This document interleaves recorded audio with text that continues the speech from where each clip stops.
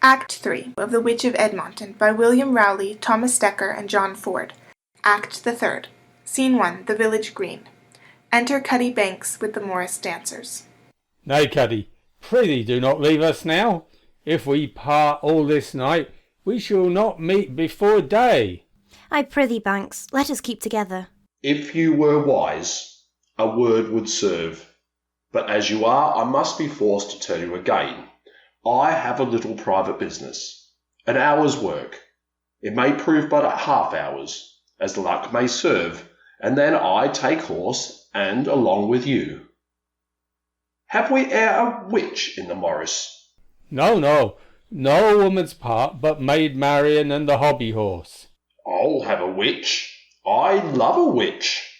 Faith, witches themselves are so common nowadays that the counterfeit will not be regarded. They say we have 3 or 4 in Edmonton besides Mother Sawyer. I would she would dance her part with us. So would not I, for if she comes, the devil and all comes along with her. Well, I'll have a witch. I have loved a witch ever since I played at Cherry Pit. Leave me, and get my horse dressed. Give him oats, but water him not till I come. Whither do we foot it first? To Sir Arthur Clarrington's first, then whither thou wilt. Well, I am content. But we must up to Carter's, the rich yeoman. I must be seen on hobby horse there. Oh, I smell him now. I'll lay my ears Banks is in love, and that's the reason he would walk melancholy by himself. Ha!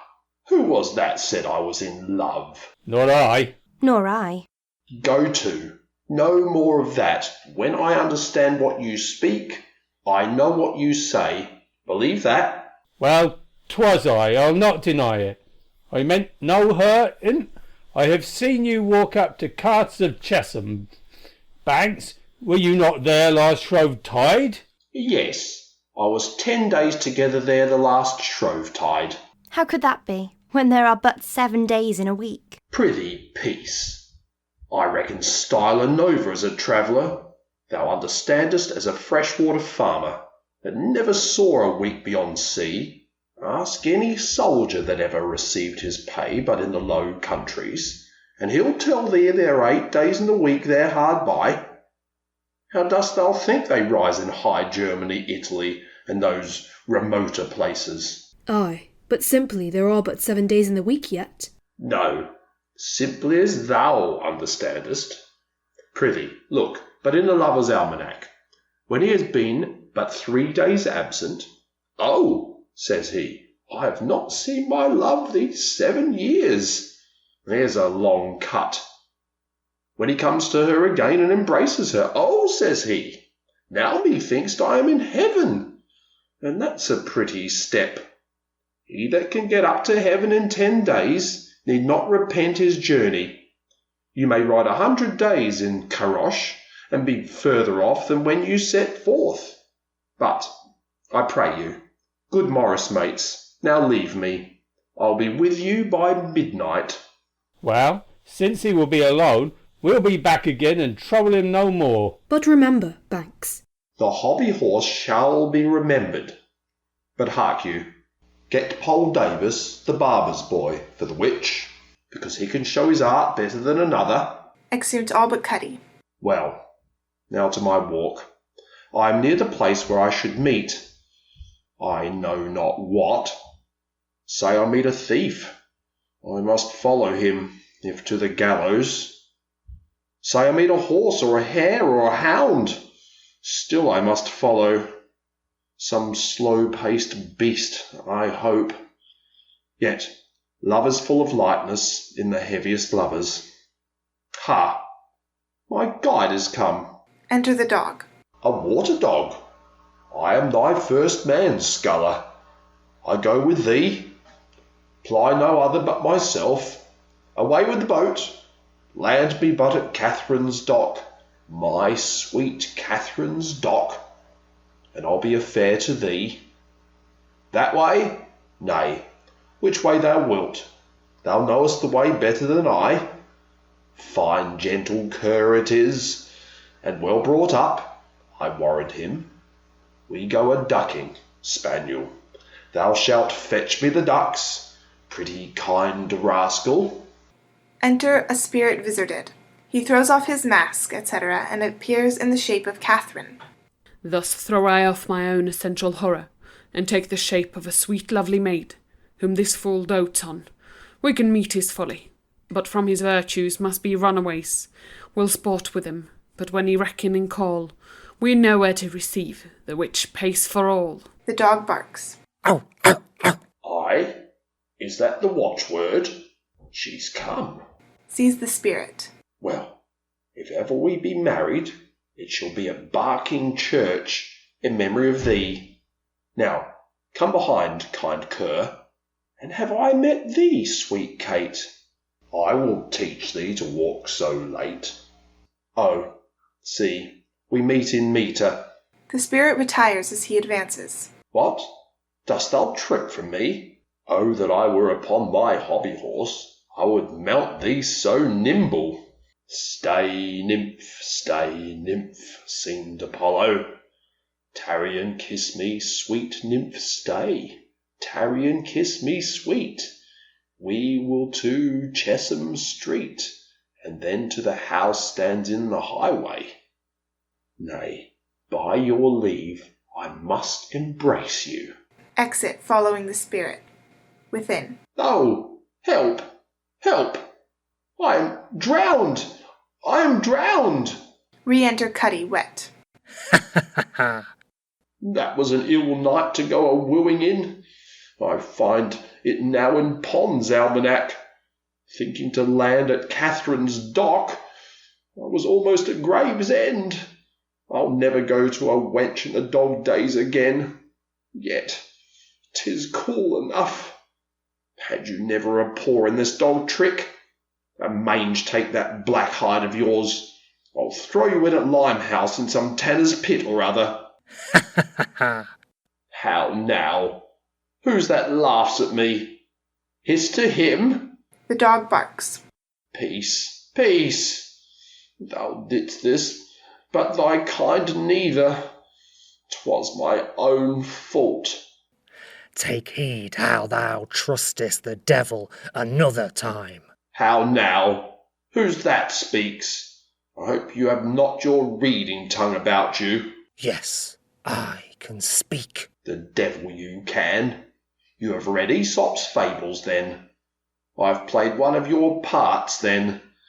The dog that catched at the shadow in the water. Pray you, let me catechize you a little. What might one call your name, dog? My dame calls me Tom. 'Tis well, and she may call me ass. So there's a whole one betwixt us. Tom, ass. She said I should follow you, indeed. Well, Tom, give me thy fist. We are friends. You shall be mine ingle. I love you, but I pray you, let's have no more of these ducking devices. Not if you love me. Dogs love where they are beloved. Cherish me, and I'll do anything for thee. Well, you shall have jowls and livers. I have butchers to my friends that shall bestow 'em, and I will keep crusts and bones for you, if you'll be a kind dog, Tom. Anything. I'll help thee to thy love. Wilt thou? That promise shall cost me a brown loaf, though I steal it out of my father's cupboard. You'll eat stolen goods, Tom, will you not? Oh, best of all, the sweetest bits, those. You shall not starve, Ningle Tom. Believe that. If you love fish, I'll help you to maids and souls. I'm acquainted with a fishmonger. Maids and souls. Oh, sweet bits, banqueting stuff, those. One thing I would request you, Ningle, as you have played the knavish cur with me a little, that you would mingle amongst our Morris dancers in the morning. You can dance. Yes, yes, anything. I'll be there, but unseen to any but thyself. Get thee gone before. Fear not my presence. I have work tonight. I serve more masters, more dames than one. He can serve Mammon and the devil too. It shall concern thee and thy love's purchase. There is a gallant rival loves the maid, and likely is to have her. Mark what a mischief before the morris ends shall light on him. Oh, sweet Ningle, thy nymph once again. Friends must part for a time. Farewell, with this remembrance. Shalt have bread too when we meet again. If ever there were an honest devil, 'twill be the Devil of Edmonton, I see. Farewell, Tom. I prithee dog me as soon as thou canst. Exit. I'll not miss thee, and be merry with thee. Those that are joys denied must take delight in sins and mischiefs. 'Tis the devil's right. Exit. Scene 2. The neighbourhood of Edmonton. Enter Frank Thorny and Winnifred in boys' clothes. Prithee, no more. Those tears give nourishment to weeds and briars in me, which shortly will o'ergrow and top my head. My shame will sit and cover all that can be seen of me. I have not shown this cheek in company. Pardon me now. Thus singled with yourself it calls 1,000 sorrows round about, some going before and some on either side, but infinite behind, all chained together. Your second adulterous marriage leads, that is the sad eclipse. The effects must follow, as plagues of shame, spite, scorn, and obloquy. Why, hast thou not left 1 hour's patience to add to all the rest? 1 hour bears us beyond the reach of all these enemies.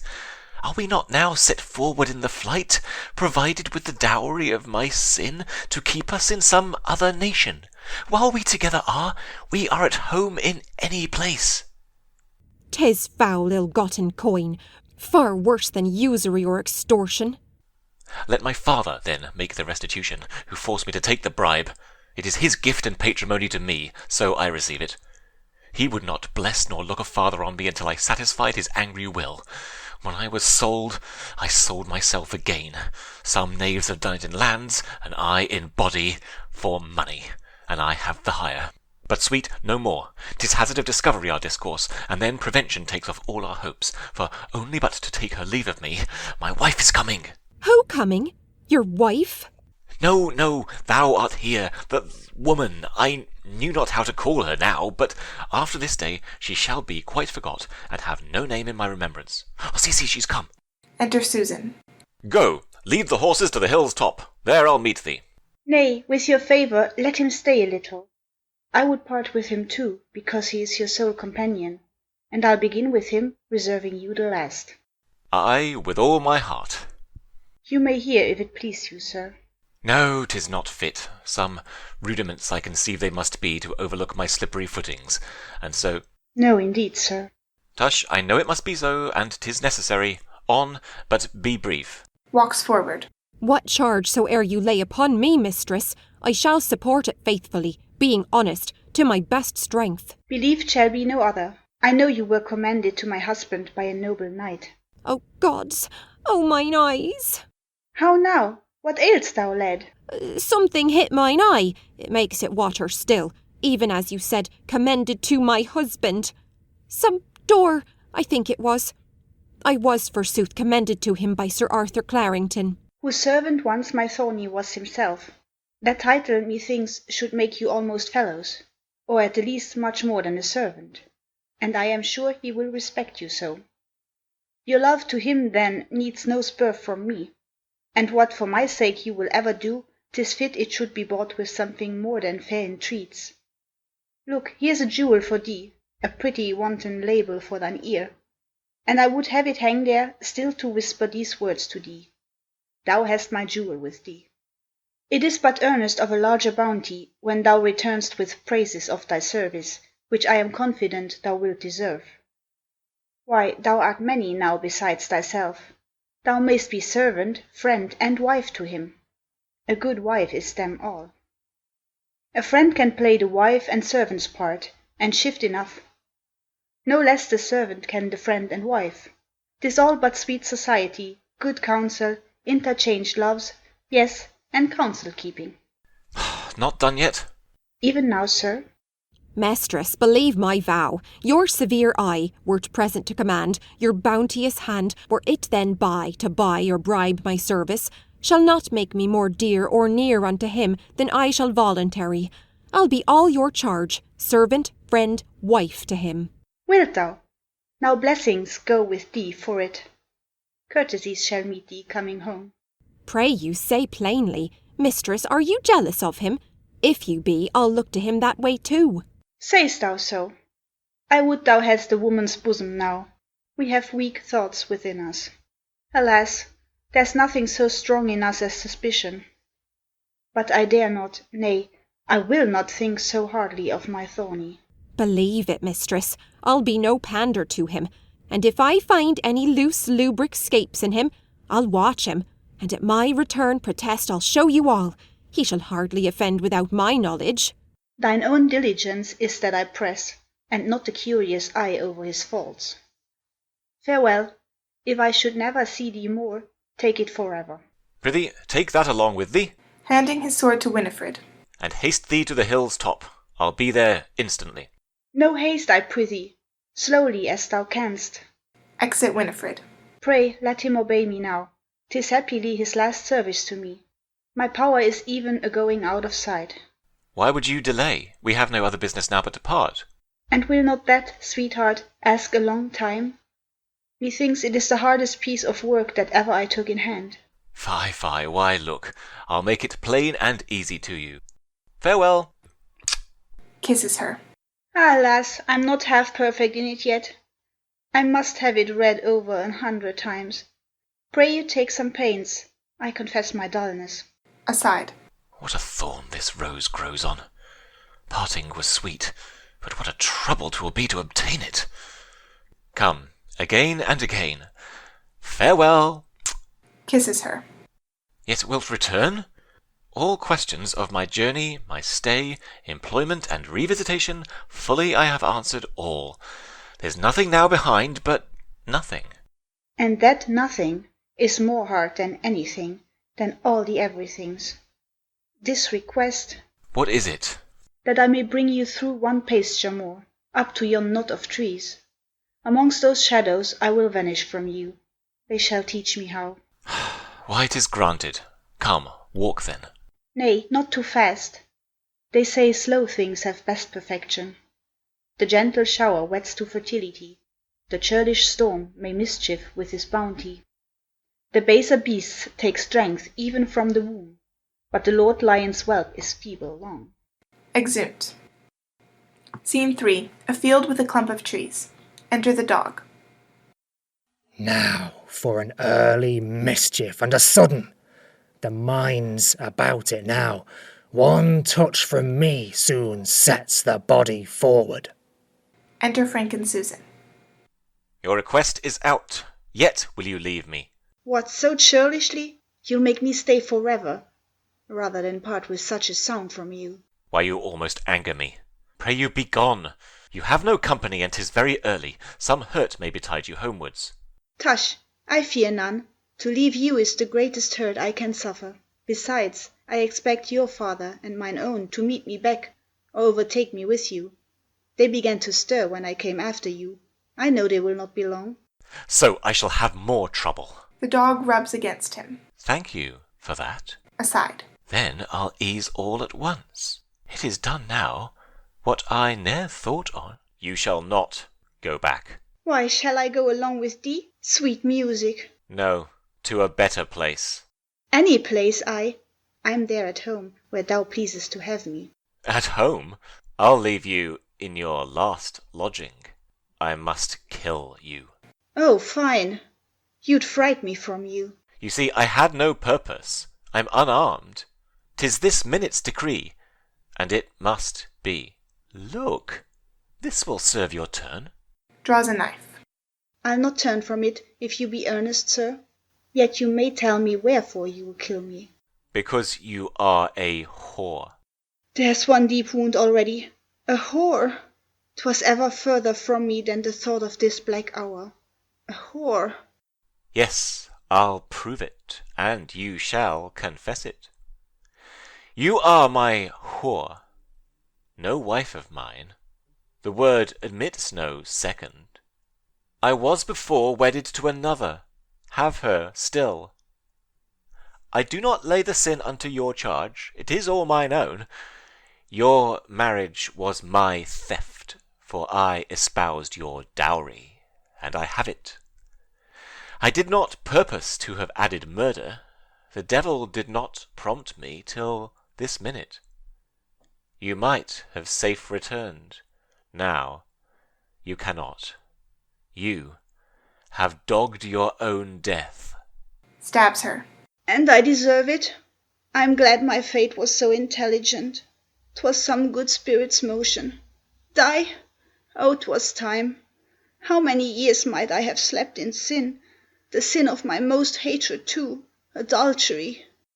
Nay, sure, 'twas likely that the most was past, for I meant never to return to you after this parting. Why then, I thank you more. You have done lovingly, leaving yourself, that you would thus bestow me on another. Thou art my husband, Death, and I embrace thee, with all the love I have. Forget the stain of my unwitting sin.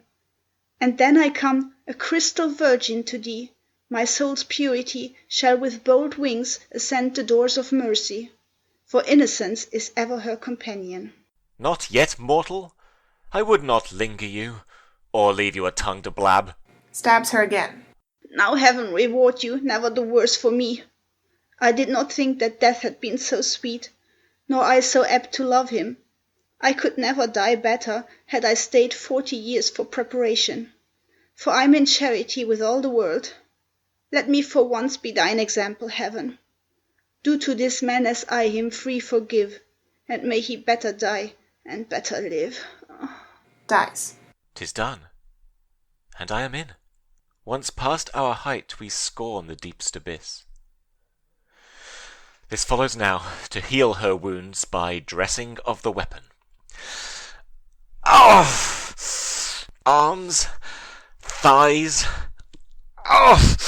Hands, any place.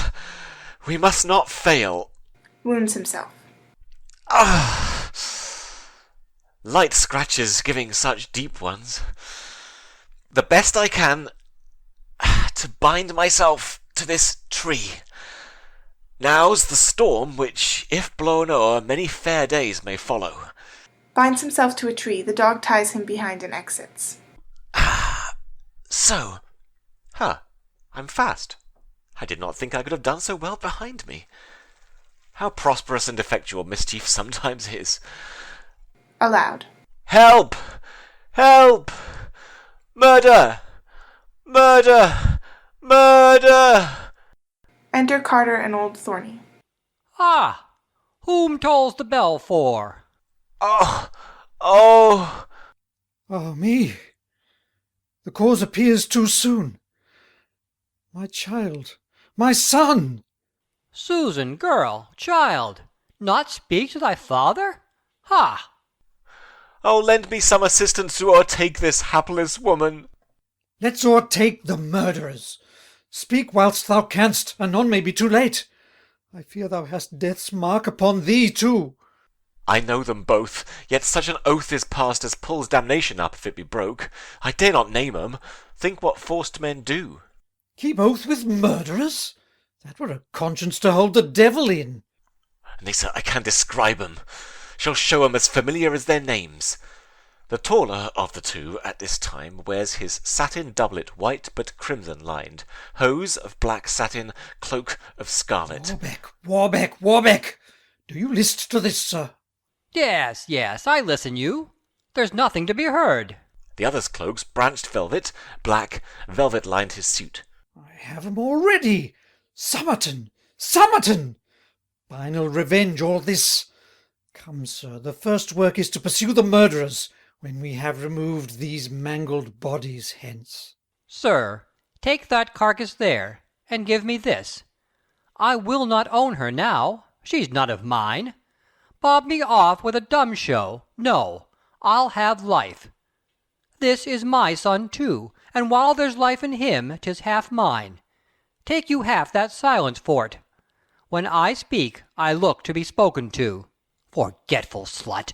Alas, what grief may do now! Look, sir, I'll take this load of sorrow with me. I do, and I'll have this. Exit Old Thorny with Susan in his arms. How do you do, sir? Oh, very ill, sir. Yes, I think so. But 'tis well you can speak yet. There's no music but in sound. Sound it must be.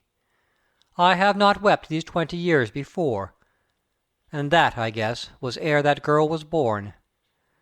Yet now methinks, if I but knew the way, my heart's so full I could weep night and day.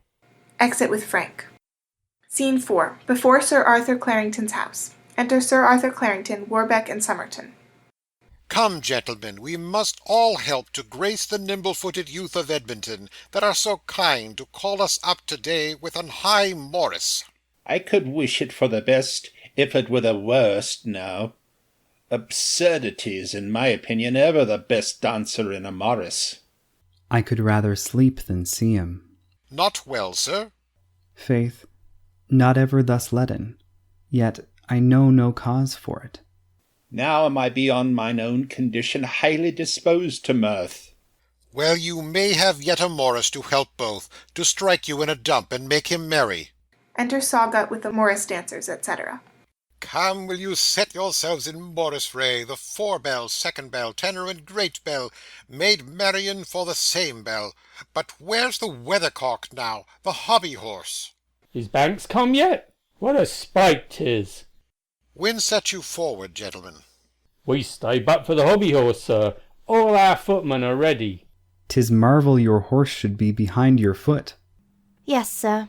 He goes further about. We can come in at the wicket, but the broad gate must be opened for him. Enter Cuddy Banks with the hobby-horse, followed by the dog. Oh, he stayed for you, sir. Only my horse wanted a shoe, sir. But we shall make you amends ere we part. Aye, well said. Make 'em drink ere they begin. Enter servants with beer. A bowl, I prithee, and a little for my horse. He'll mount the better. Nay, give me. I must drink to him. He'll not pledge else. Drinks. Here, hobby. Holds the bowl to the hobby-horse. I pray you. No, not drink. You see, gentlemen, we can but bring our horse to the water. He may choose whether he'll drink or no. Drinks again. A good moral made plain by history. Strike up, Father Sawgut. Strike up. E'en when you will, children. Cuddy mounts the hobby. Now in the name of the best foot forward. Endeavours to play, but the fiddle gives no sound. How now, not a word in thy guts? I think, children, my instrument has caught cold on the sudden. Aside.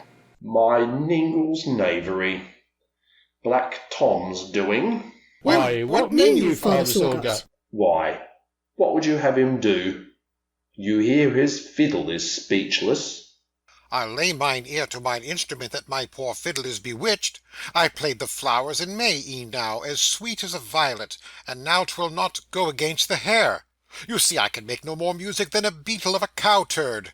Let me see, Father Sawgut. Takes the fiddle. Say once you had a brave hobby-horse that you were behoving to. I'll play and dance too. Ningle, away with it. Gives it to the dog, who plays the Morris. Aye, marry, sir. They dance. Enter a constable and officers. Away with jollity.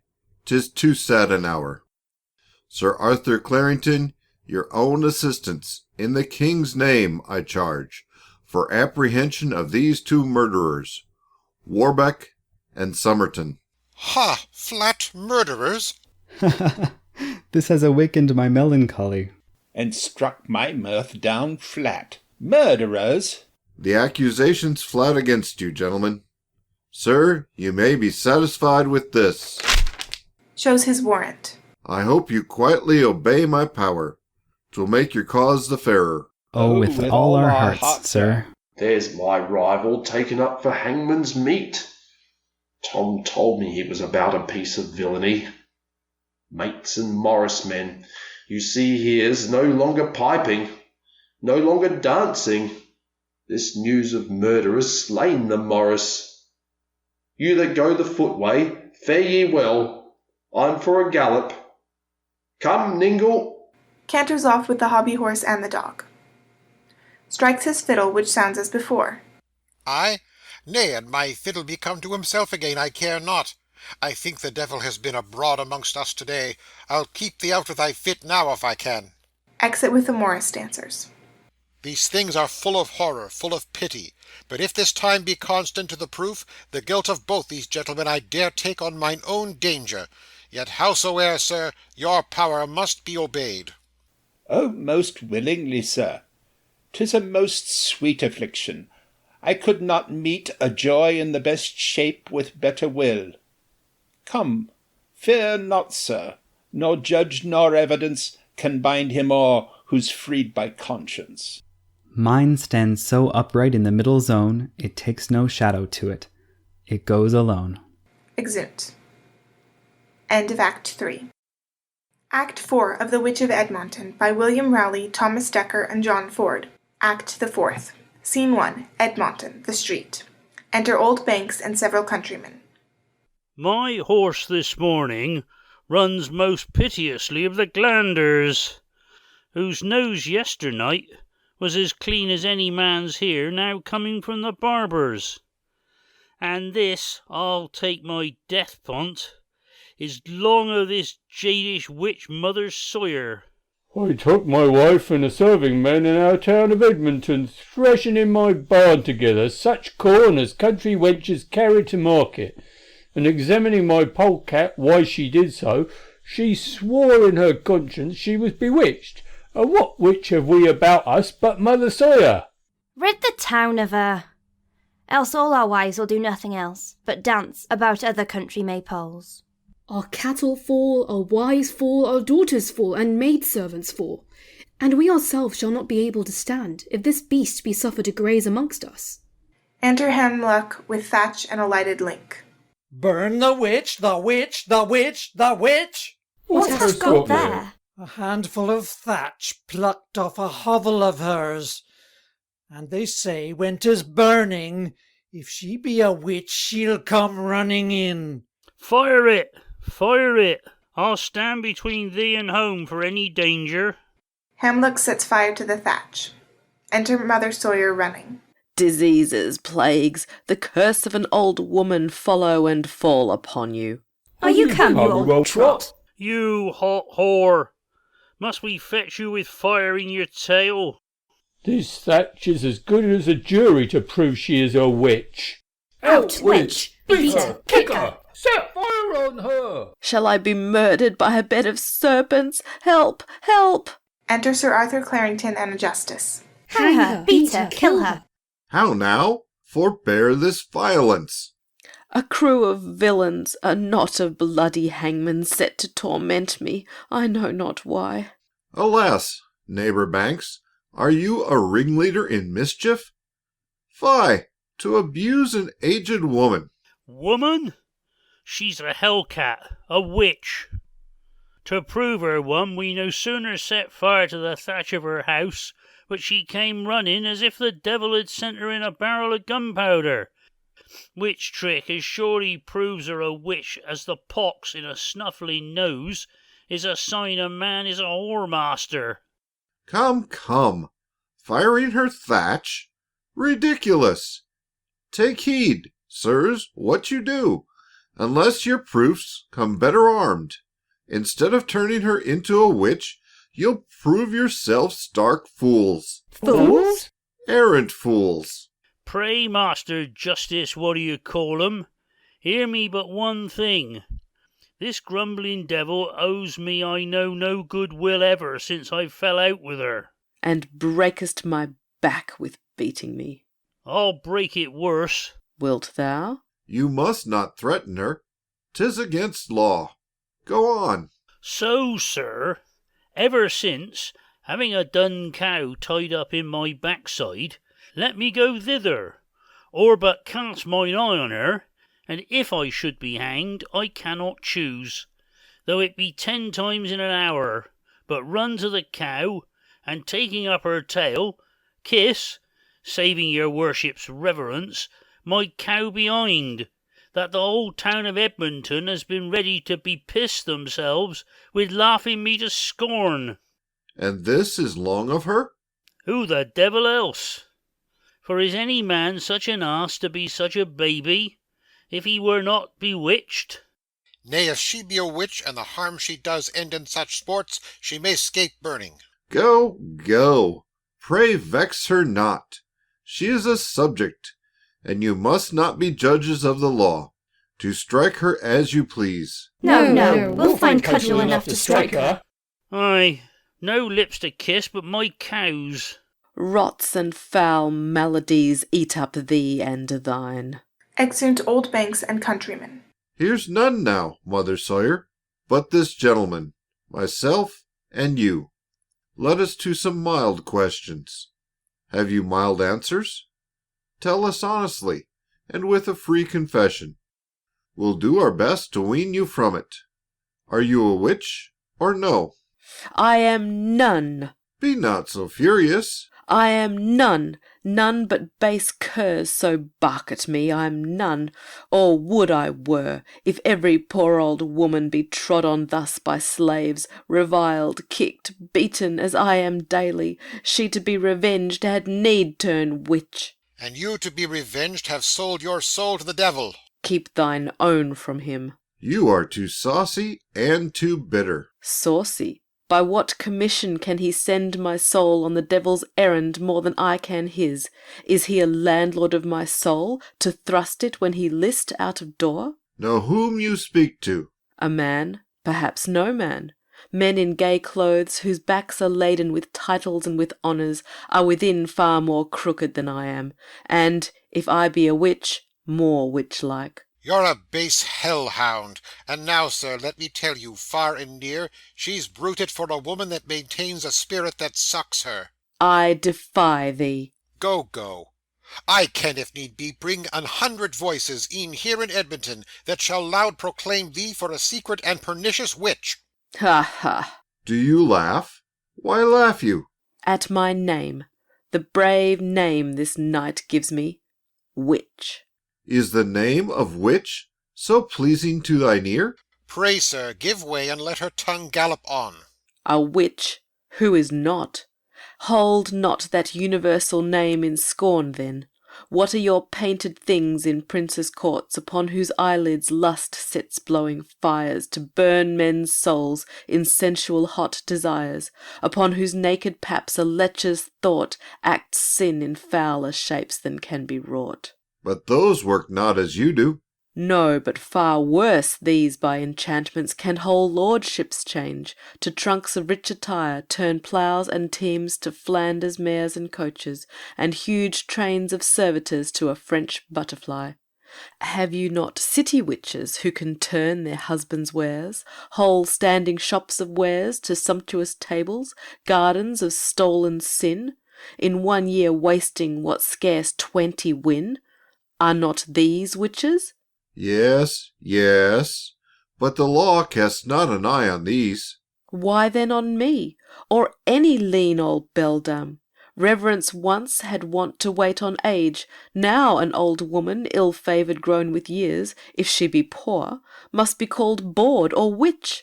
Such so abused are the coarse witches, the other are the fine, spun for the devil's own wearing. And so is thine.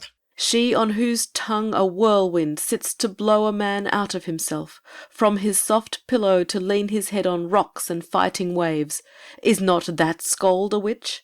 The man of law whose honeyed hopes the credulous client draw, as bees by tinkling basins, to swarm to him from his own hive to work the wax in his, he is no witch, not he. But these men witches are not in trading with hell's merchandise, like such as you are, that for a word, a look, denial of a coal of fire, kill men, children, and cattle.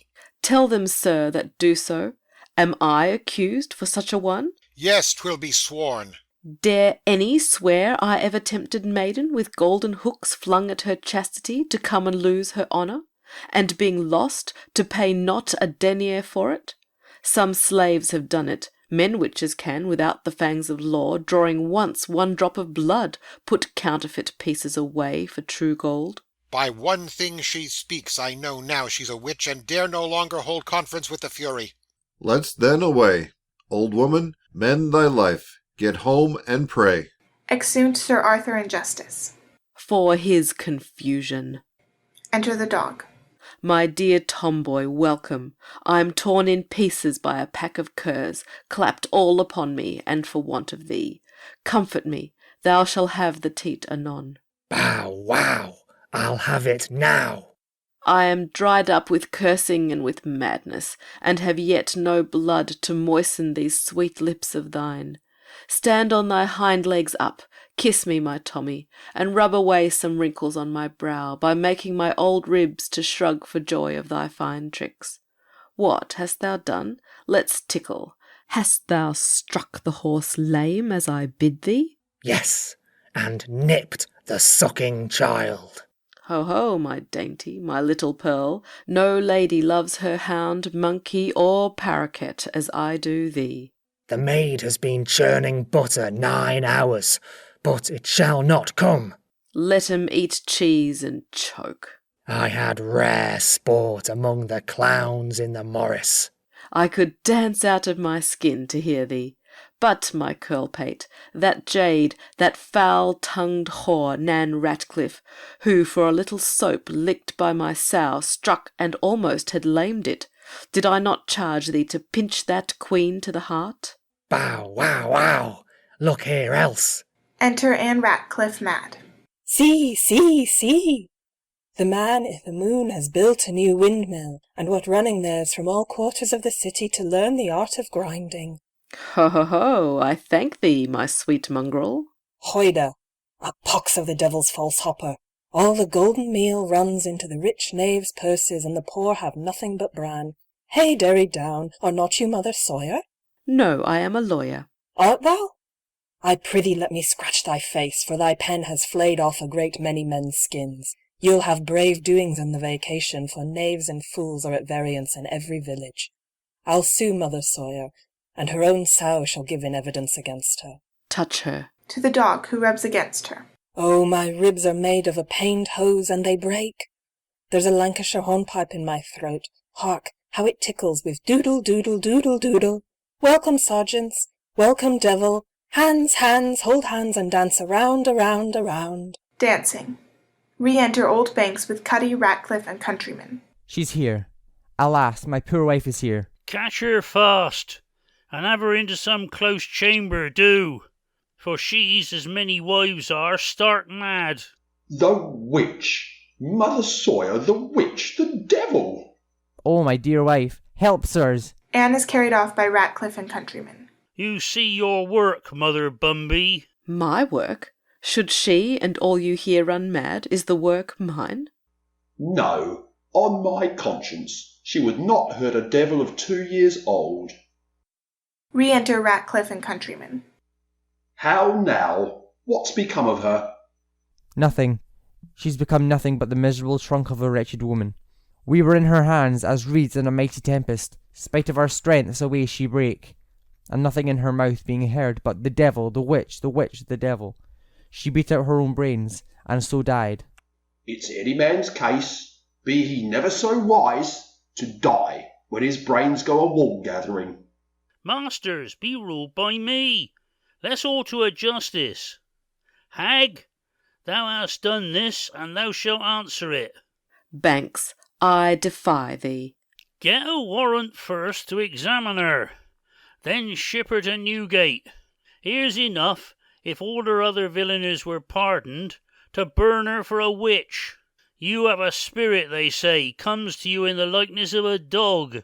We shall see your cur at one time or another. If we do, unless it be the devil himself, he shall go howling to the jail in one chain, and thou in another.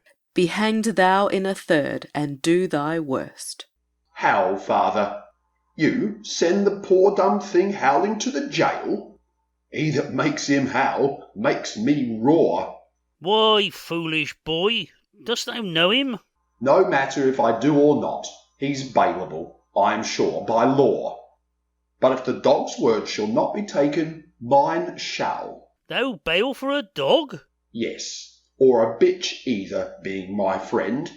I'll lie by the heels myself before Pupperson shall. His dog days are not come yet, I hope. What manner of dog is it?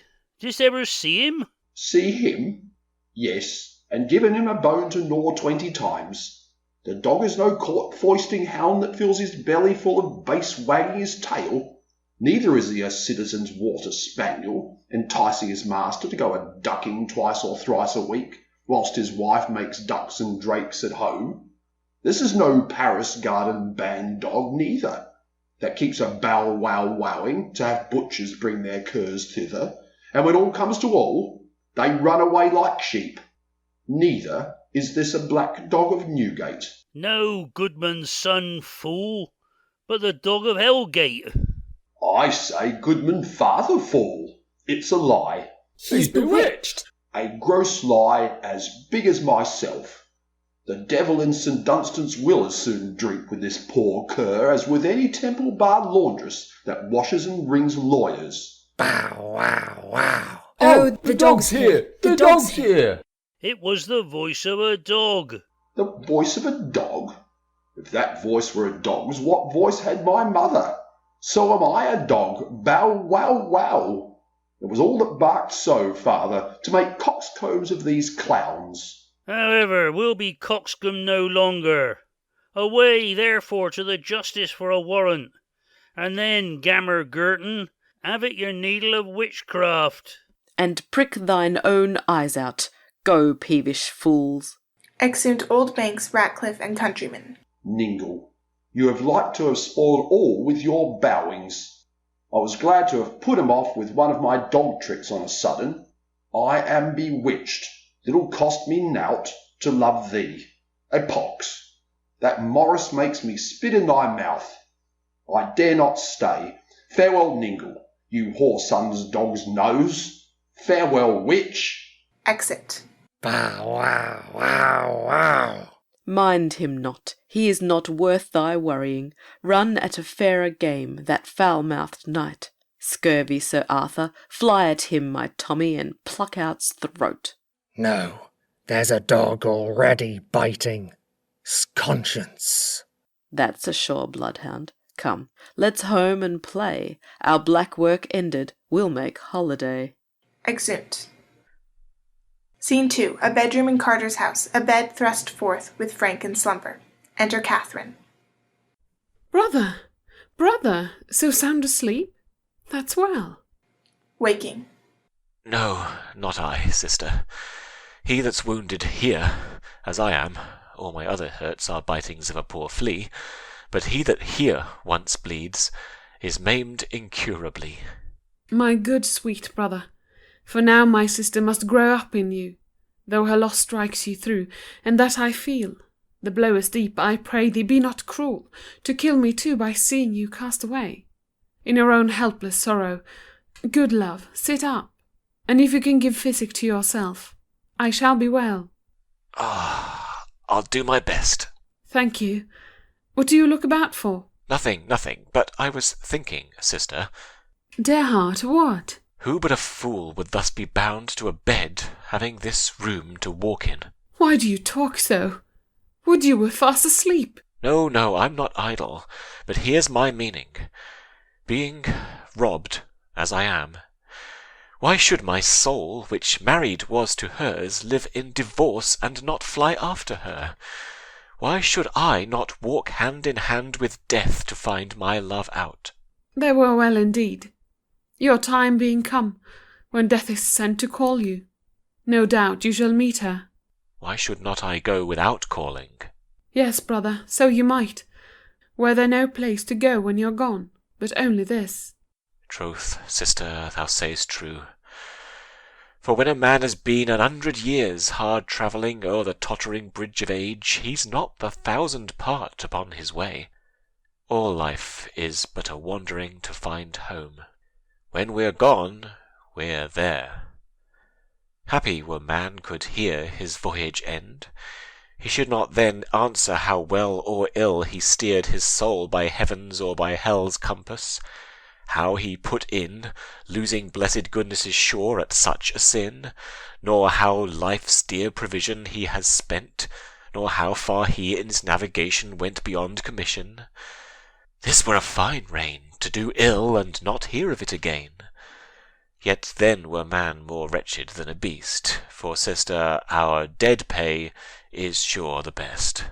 'Tis so, the best or worst, and I wish heaven to pay, and so I know it will, that traitor, that devil Somerton, who stood in mine eye, once as an angel, home to his deservings, what villain but himself once loving me, with Warbeck's soul would pawn his own to hell, to be revenged on my poor sister.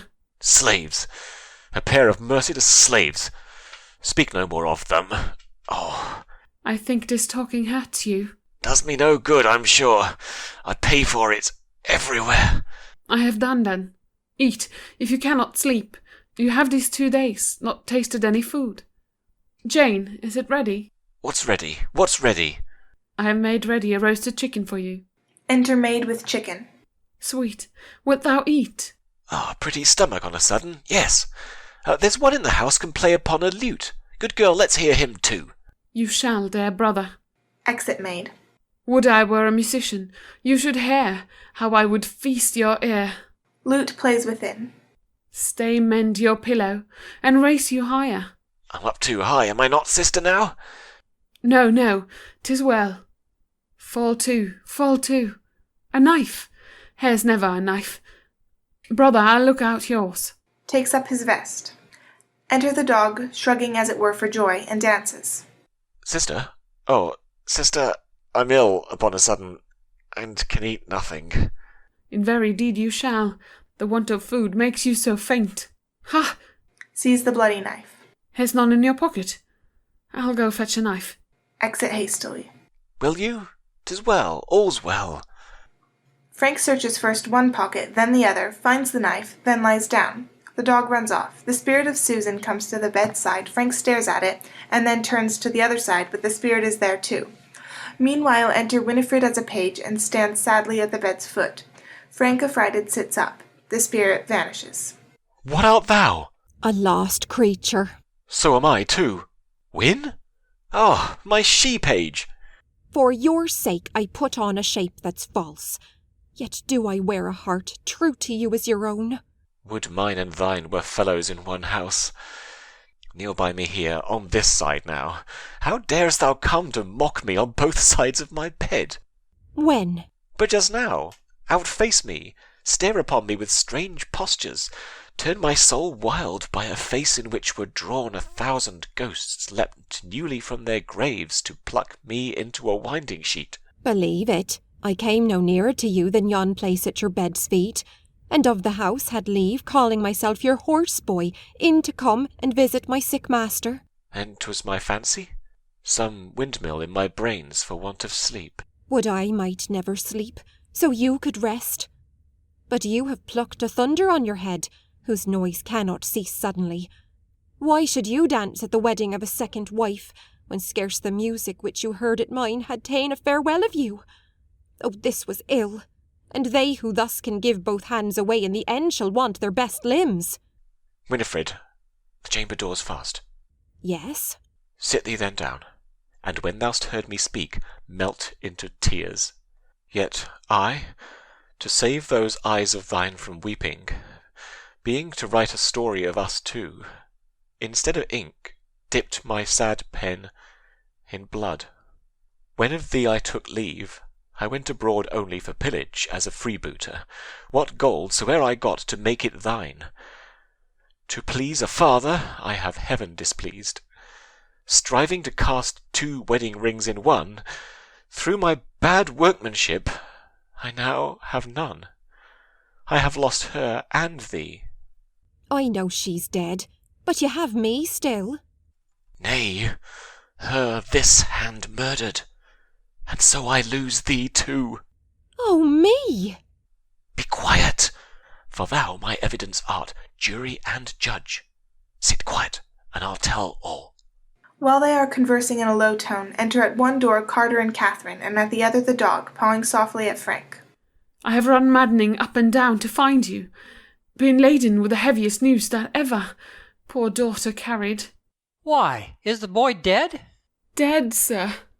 Oh, father, we are cozened. You are told the murderer sings in prison, and he laughs here. This villain killed my sister, see else, see! Takes up his vest and shows the knife to her father, who secures it. A bloody knife in his pocket. Bless me! Patience! Seeing them. The knife! The knife! The knife! What knife? Exit the dog. To cut my chicken up. My chicken. Be you my carver, father. That I will. How the devil steals our brows after doing ill. My stomach and my sight are taken from me. All is not well within me. I believe thee, boy. I that have seen so many moons clap their horns on other men's foreheads to strike them sick, yet mind escape and be well. I that never cast away a fee upon urinals, but am as sound as an honest man's conscience when he's dying. I should cry out as thou dost, all is not well within me, felt I but the bag of thy imposthumes. Ah, poor villain! Ah, my wounded rascal! All my grief is, I have now small hope of thee. Do the surgeons say my wounds are dangerous, then? Yes, yes, and there's no way with thee but one. Would he were here to open them! I'll go to fetch him. I'll make an holiday to see thee as I wish. A wondrous kind old man. Aside to Frank. Your sin's the blacker so to abuse his goodness. Aloud. Master, how do you? Pretty well now, boy. I have such odd qualms come across my stomach. I'll fall to. Boy, cut me. Aside. You have cut me, I'm sure. A leg or wing, sir? No, a wing. Aside. Would I had wings but to soar up yon tower, but here's a clog that hinders me. Re-enter Carter, with servants burying the body of Susan in a coffin. What's this? That? What? Oh, now I see her. 'Tis a young wench, my daughter, sirrah, sick to the death. And hearing thee to be an excellent rascal for letting blood, she looks out at a casement, and cries, Help, help, stay that man! Him I must have, or none. For pity's sake, remove her. See, she stares with one broad open eye still in my face. Thou puttest both hers out, like a villain as thou art. Yet see, she is willing to lend thee one again to find out the murderer. And that's thyself. Old man, thou liest. So shalt thou, in the jail. Run for officers. O thou merciless slave! She was, though yet above ground, in her grave, to me, but thou hast torn it up again. Mine eyes, too much drowned, now must feel more rain. Fetch officers. Exit Catherine and servants with the body of Susan. For whom? For thee, sirrah, sirrah! Some knives have foolish poisons upon them, but thine has a villainous one. Look! Showing the bloody knife. Oh, it is enamelled with the heart blood of thy hated wife, my beloved daughter. What sayest thou to this evidence? Is't not sharp? Does't not strike home? Thou canst not answer honestly and without a trembling heart to this one point, this terrible bloody point. I beseech you, sir, strike him no more. You see he's dead already. Oh, sir, you held his horses. You are as arrant a rogue as he. Up go you too. As you're a man, throw not upon that woman your loads of tyranny, for she is innocent. How? A woman? 'Tis grown to a fashion for women in all countries to wear breeches.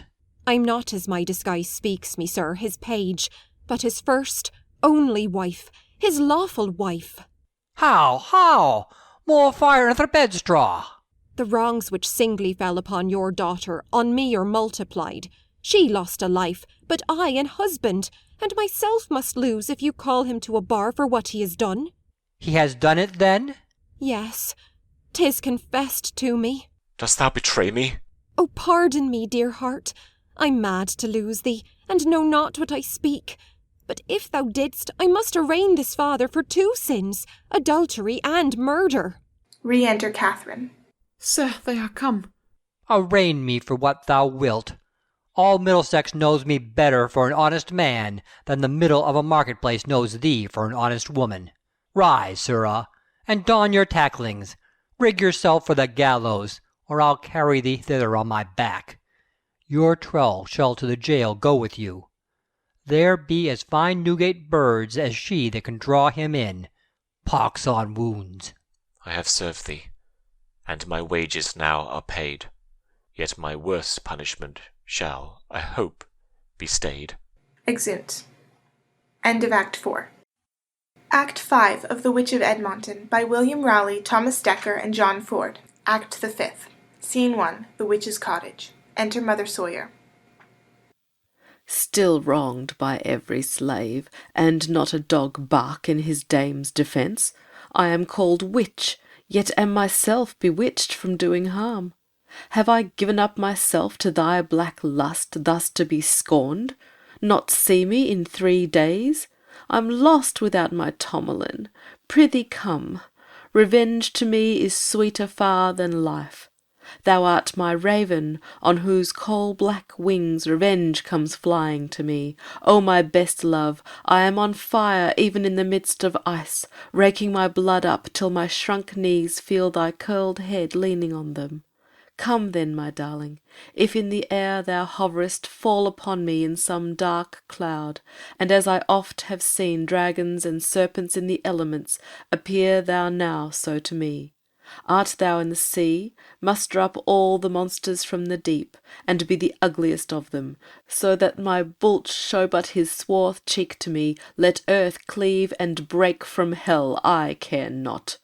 Could I run like a swift powder mine beneath the world, up I would blow it all to find out thee, though I lay ruined in it.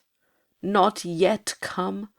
I must then fall to my old prayer, Sancti setur nomen tuum. Not yet come? The worrying of wolves, biting of mad dogs, the mangers, and the— Enter the dog, which is now white. How now? Whom art thou cursing? Thee. Ha! No, it is my black cur I am cursing for not attending on me. I am that cur. Thou liest. Hence, come not nigh me. Bah! War! Why dost thou thus appear to me in white, as if thou wert the ghost of my dear love? I am dogged, and list not to tell thee. Yet, to torment thee, my whiteness puts thee in mind of thy winding sheet. Am I near death? Yes, if the dog of hell be near thee, when the devil comes to thee as a lamb, have at thy throat. Off, cur. He has the back of a sheep, but the belly of an otter, devours by sea and land. Why am I in white? Didst thou not pray to me? Yes, thou dissembling hellhound. Why now in white, more than at other times? Be blasted with the news. Whiteness is day's footboy, a forerunner to light, which shows thy old rivelled face. Villainies are stripped naked. The witch must be beaten out of her cockpit. Must she? She shall not. Thou art a lying spirit. Why to mine eyes art thou a flag of truce? I am at peace with none. 'Tis the black colour or none which I fight under. I do not like thy Puritan paleness. Glowing furnaces are far more hot than they which flame outright. If thou my old dog art, go and bite such as I shall set thee on. I will not. I'll sell myself to 20,000 fiends to have thee torn in pieces then. Thou canst not.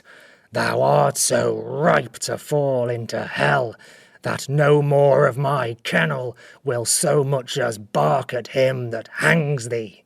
I shall run mad. Do so. Thy time is come to curse, and rave, and die.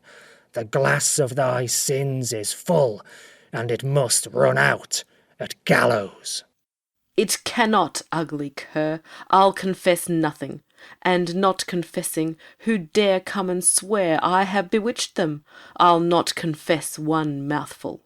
Choose, and be hanged or burned. Spite of the devil and thee, I'll muzzle up my tongue from telling tales. Spite of thee and the devil, thou'lt be condemned. Yes? When? And ere the executioner catch thee full in his claws, thou'lt confess all. Out, dog. Out, witch! Thy trial is at hand. Our prey being had, the devil does laughing stand. Runs aside. Enter Old Banks, Ratcliffe, and Countryman. She's here! Attach her! Witch, you must go with us. They seize her. Whither? To hell?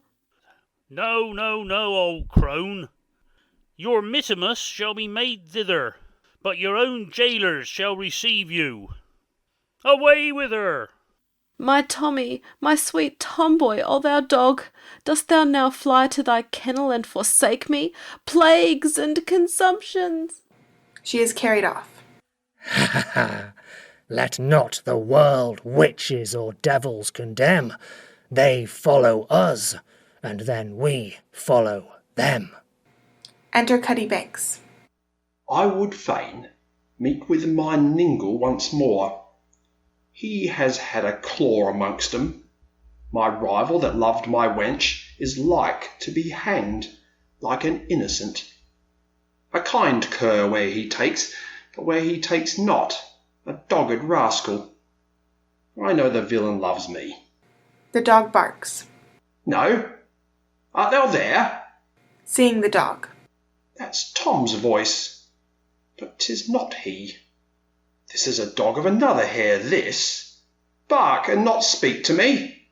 Not Tom, then. There's as much difference twixt Tom and this as twixt white and black. Hast thou forgot me? That's Tom again. Prithee, Ningle, speak. Is thy name Tom? Whilst I served my old Dame Sawyer 'twas. I'm gone from her now. Gone? Away with the witch, then, too? She'll never thrive if thou leavest her. She knows no more how to kill a cow or a horse or a sow without thee than she does to kill a goose. No, she has done killing now, but must be killed for what she has done. She's shortly to be hanged. Is she? In my conscience, if she be, 'tis thou hast brought her to the gallows, Tom. Right. I served her to that purpose. 'Twas part of my wages. This is no honest servant's part, by your leave, Tom. This remember, I pray you, between you and I entertained you ever as a dog, not as a devil. True, and so I used thee doggedly, not devilishly. I have deluded thee for sport to laugh at. The wench thou seek'st after thou never spak'st with, but a spirit in her form, habit, and likeness. I do not, then, wonder at the change of your garments, if you can enter into shapes of women too. Any shape to blind such silly eyes as thine, but chiefly those coarse creatures, dog or cat, hare, ferret, frog, toad, louse or flea. Any poor vermin. It seems you devils have poor thin souls, that you can bestow yourselves in such small bodies. But pray you, Tom, one question at parting. I think I shall never see you more. Where do you borrow those bodies that are none of your own? A garment shape you may hire at brokers. Why wouldst thou know that, fool? It avails thee not. Only for my mind's sake, Tom, and to tell some of my friends. I'll thus much tell thee. Thou never art so distant from an evil spirit, but that thy oaths, curses, and blasphemies pull him to thine elbow. Thou never tell'st a lie, but that a devil is within hearing it. Thy evil purposes are ever haunted, but when they come to act, as thy tongue slandering, bearing false witness, thy hand stabbing, stealing, cozening, cheating. He's then within thee. Thou playest, he bets upon thy part. Although thou lose, yet he will gain by thee. Aye, then he comes in the shape of a rook. The old cadaver of some self-strangled wretch we sometimes borrow, and appear human. The carcass of some disease-slain strumpet we varnish fresh, and wear as her first beauty. Didst never hear? If not, it has been done. An hot, luxurious lecher in his twines, when he has thought to clip his dalliance, there has provided been for his embrace a fine, hot, flaming devil in her place. Yes, I am partly a witness to that, but I never could embrace her. I thank thee for that, Tom. Well, again I thank thee, Tom, for all this counsel, without a fee too, as a few lawyers of thy mind now.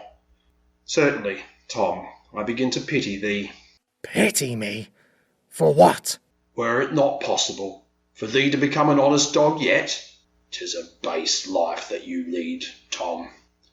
To serve witches, to kill innocent children, to kill harmless cattle, to destroy corn and fruit, etc. 'Twere better yet to be a butcher and kill for yourself. Why, these are all my delights, my pleasures, fool. Or, Tom, if you could give your mind to ducking, I know you can swim, fetch and carry. Some shopkeeper in London would take great delight in you and be a tender master over you. Or, if you have a mind to the game either at bull or bear, I think I could prefer you to mole cutpurse. I should kill all the game, bulls, bears, dogs and all, not a cub to be left. You could do, Tom, but you must play fair. You could be staved off else. Or if your stomach did better, like to serve in some nobleman's, knight's or gentleman's kitchen, if you could brook the wheel and turn the spit, your labour could not be much. When they have roast meat, that's once or twice in the week at most, you might lick your own toes very well. Or if you could translate yourself into a lady's arming puppy, there you might lick sweet lips and do many pretty offices. But to creep under an old witch's coats and suck like a great puppy, fie upon it. I've heard beastly things of you, Tom. The worse thou heardst of me, the better 'tis. Shall I serve thee, fool, at the self-same rate? No, I'll see thee hanged. Thou shalt be damned first. I know thy qualities too well. I'll give no suck to such whelps. Therefore, henceforth I defy thee. Out and avaunt. Nor will I serve for such a silly soul. I am for greatness now, corrupted greatness. There I'll shug in, and get a noble countenance. Serve some Briarean footcloth strider, that has 100 hands to catch at bribes, but not a finger's nail of charity. Such, like the dragon's tail, shall put down hundreds to drop and sink with him. I'll stretch myself and draw this bulk small as a silver wire. Enter at the least pore tobacco fume can make a breach for. Hence, silly fool, I scorn to prey on such an atom soul. Come out, you cur. I will beat thee out of the bounds of Edmonton, and tomorrow we go in procession, and after thou shalt never come in again. If thou goest to London, I'll make thee go about by Tyburn, stealing in by Thieving Lane. If thou canst rub thy shoulder against a lawyer's gown, as thou passest by Westminster Hall, do. If not, to the stairs amongst the bandogs. Take water, and the devil go with thee. Exit, followed by the dog barking.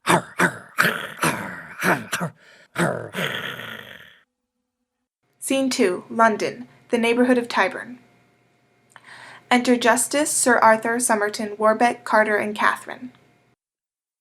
Sir Arthur, though the bench hath mildly censured your errors, yet you have indeed been the instrument that wrought all their misfortunes. I would wish you paid down your fine speedily and willingly. I'll need no urging to it. If you should, 'twere a shame to you. For if I should speak my conscience, you are worthier to be hanged of the two, all things considered. And now make what you can of it. But I am glad these gentlemen are freed.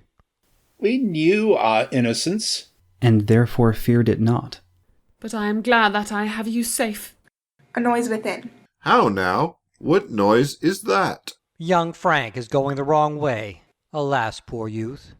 Now I begin to pity him. Enter Old Thorny and Winnifred weeping. Here let our sorrows wait him. To press nearer the place of his sad death, some apprehensions may tempt our grief too much, at height already. Daughter, be comforted. Comfort and I are too far separated to be joined, but in eternity I share too much of him that's going thither. Poor woman, 'twas not thy fault. I grieve to see thee weep for him that hath my pity too. My fault was lust, my punishment was shame. Yet I am happy that my soul is free both from consent, foreknowledge, and intent of any murder but of mine own honour, restored again by a fair satisfaction, and since not to be wounded. Daughter, grieve not for what necessity forceth, rather resolve to conquer it with patience. Alas, she faints! My griefs are strong upon me, my weakness scarce can bear them. Within. Away with her! Hang her! Witch! Enter to execution Mother Sawyer, officers with halberds, followed by a crowd of country people. The witch? That instrument of mischief? Did not she witch that devil into my son-in-law when he killed my poor daughter? Do you hear, Mother Sawyer? What would you have? Cannot a poor old woman have your leave to die without vexation? Did you not bewitch Frank to kill his wife? He could never have done it without the devil. Who doubts it? But is every devil mine? Would I had one now whom I might command to tear you all in pieces. Tom would have done it before he left me. Thou didst bewitch Anne Ratcliffe to kill herself. Churl, thou liest. I never did her hurt. Would you were all as near your ends as I am, that gave evidence against me for it. I'll be sworn, Master Carter, she bewitched Gamma Wishbowl Sal to cast her pigs a day before she would have farrowed. Yet they were sent up to London and sold for as good as Westminster dog picks a Bartholomew Fair as ever great bellied alewife longed for. These dogs will mad me. I was well resolved to die in my repentance, though 'tis true I would live longer if I might. Yet since I cannot, pray torment me not. My conscience is settled as it shall be. All take heed how they believe the devil. At last he'll cheat you. Thou best confess all truly. Yet again? Have I scarce breath enough to say my prayers, and would you force me to spend that in bawling? Bear witness, I repent all former evil. There is no damned conjurer like the devil. Away with her! Away! She is led off. Enter Frank to execution, officers, etc. Here's the sad object which I yet must meet with hope of comfort, if a repentant end make him more happy than misfortune would suffer him here to be. Good sirs, turn from me. You will revive affliction almost killed with my continual sorrow. Oh, Frank! Frank! Would I had sunk in mine own wants, or died but one bare minute ere thy fault was acted. To look upon your sorrows executes me before my execution. Let me pray you, sir. Thou much wronged woman, I must sigh for thee as he that's only loath to leave the world for that he leaves thee in it unprovided, unfriended. And for me to beg a pity from any man to thee when I am gone is more than I can hope, nor, to say truth, have I deserved it. But there is a payment belongs to goodness from the great exchequer above. It will not fail thee, Winnifred. Be that thy comfort. Let it be thine too, untimely lost young man. He is not lost who bears his peace within him. Had I spun my web of life out at full length, and dreamed away my many years in lusts, in surfeits, murders of reputations, gallant sins condemned or approved, then, though I had died easily, as great and rich men do, upon mine own bed, not compelled by justice, you might have mourned for me indeed. My miseries had been as everlasting as remediless. But now the law have not arraigned, condemned with greater rigour my unhappy fact than I myself have every little sin my memory can reckon from my childhood. A court hath been kept here, where I am found guilty. The difference is, my impartial judge is much more gracious than my faults are monstrous to be named. Yet they are monstrous. Here's comfort in this penitence. It speaks how truly you are reconciled, and quickens my dying comfort, that was near expiring with my last breath. Now this repentance makes thee as white as innocence, and my first sin with thee, since which I knew none like it, by my sorrow is clearly cancelled. Might our souls together climb to the height of their eternity, and there enjoy what earth denied us, happiness. But since I must survive, and be the monument of thy loved memory, I will preserve it with a religious care, and pay thy ashes a widow's duty, calling that end best which, though it stain the name, makes the soul blessed. Frank responds, "Give me thy hand, poor woman, do not weep. Farewell, thou dost forgive me?" "'Tis my part to use that language." Oh, that my example might teach the world hereafter what a curse hangs on their heads who rather choose to marry a goodly portion than a dower of virtues. Are you there, gentlemen? There is not one amongst you whom I have not wronged. To Carter. You most. I robbed you of a daughter, but she is in heaven, and I must suffer for it willingly. Ay, ay, she's in heaven, and I am so glad to see thee so well prepared to follow her. I forgive thee with all my heart. If thou hadst not had ill counsel, thou wouldst not have done as thou didst. The more shame for them. Spare your excuse to me. I do conceive what you would speak. I would you could as easily make satisfaction to the law as to my wrongs. I am sorry for you. And so am I, and heartily forgive you. I will pray for you, for her sake, who I am sure did love you dearly. Let us part friendly too. I am ashamed of my part in thy wrongs. You are all merciful, and send me to my grave in peace. Sir Arthur, heaven send you a new heart. Lastly, to you, sir. And though I have deserved not to be called your son, yet give me leave upon my knees to beg a blessing. Kneels. Take it. Let me wet thy cheeks with the last tears my griefs have left me. Oh, Frank, Frank, Frank! Let me beseech you, gentlemen, to comfort my old father. Keep him with you. Love this distressed widow. And as often as you remember what a graceless man I was, remember likewise that these are both free, both worthy of a better fate than such a son or husband as I have been. All help me with your prayers. On, on. 'Tis just that law should purge the guilt of blood and lust. Exit, led off by the officers. Go thy ways. I did not think to have shed one tear for thee, but thou hast made me water my plants, spite of my heart. Master Thorny, cheer up, man. Whilst I can stand by you, you shall not want help to keep you from falling. We have lost our children, both ons, the wrong way, but we cannot help it. Better or worse, 'tis now as 'tis. I thank you, sir. You are more kind than I have cause to hope or look for. Master Somerton, is Kate yours or no? We are agreed. and but my faith is past, I should fare to be married. Husbands are so cruelly unkind. Excuse me that I am thus troubled. Thou shalt have no cause. Take comfort, Mistress Winnifred. Sir Arthur, for his abuse to you and to your husband, is by the bench enjoined to pay you down 1,000 marks. Which I will soon discharge. Sir, 'tis too great a sum to be employed upon my funeral. Come, come. If luck had served, Sir Arthur and every man had his due, somebody might have tottered ere this, without paying fines, like it as you list. Come to me, Winnifred, shalt be welcome. Make much of her, Kate, I charge you. I do not think but she's a good wench, and hath had wrong as well as we.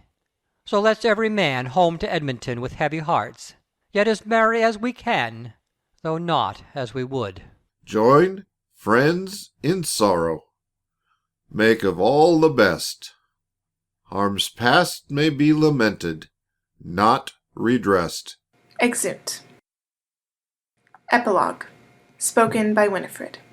I am a widow still, and must not sort a second choice without a good report, which, though some widows find and few deserve, yet I dare not presume, but will not swerve from modest hopes.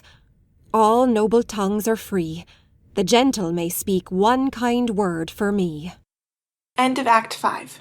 End of The Witch of Edmonton by William Rowley, Thomas Dekker, and John Ford.